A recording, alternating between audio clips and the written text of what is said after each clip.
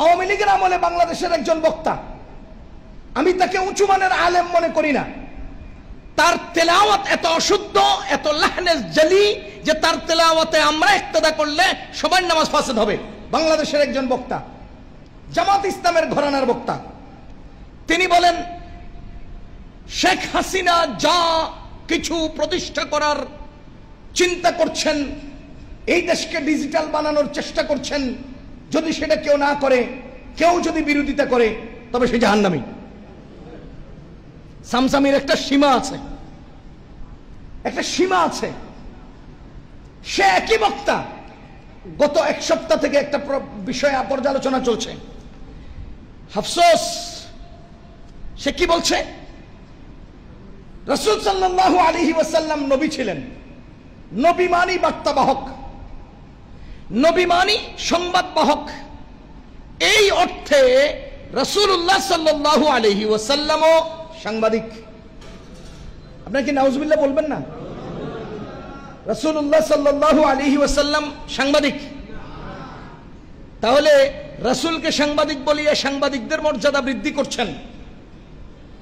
আরে সাংবাদিকদের মর্যাদা বৃদ্ধি করতে গিয়ে রাসূলুল্লাহ সাল্লাল্লাহু আলাইহি ওয়াসাল্লামের ইজ্জত আক্রমণ করছেন। এটা হয়তো আপনি স্বার্থে করেছেন, আর না হলে আপনি গণ্ড মূর্খ নিজের অজ্ঞতাবশত করেছেন।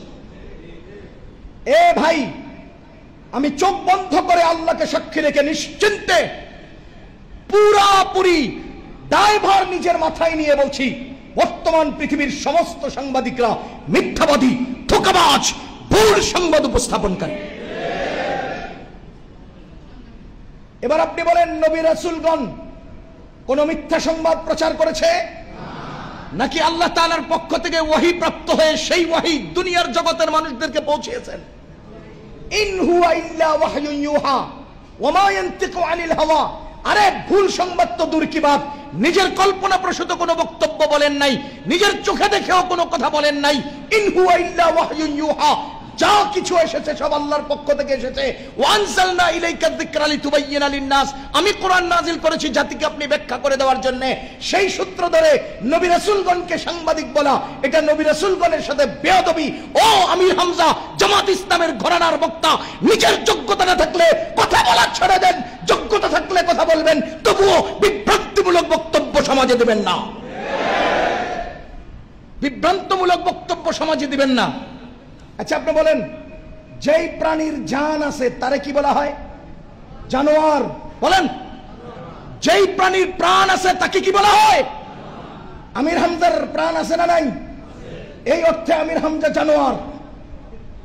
বলেন, এই অর্থে তাহলে ওই ব্যক্তিটা জানোয়ার বলা যায় না?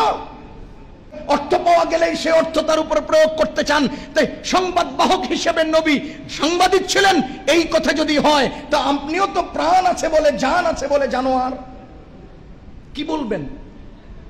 সাবধান, যোগ্যতা থাকলে কথা বলবেন, যোগ্যতা না থাকলে কথা বলবেন না, তবুও জনগণকে বিভ্রান্ত করবেন না, করবেন না।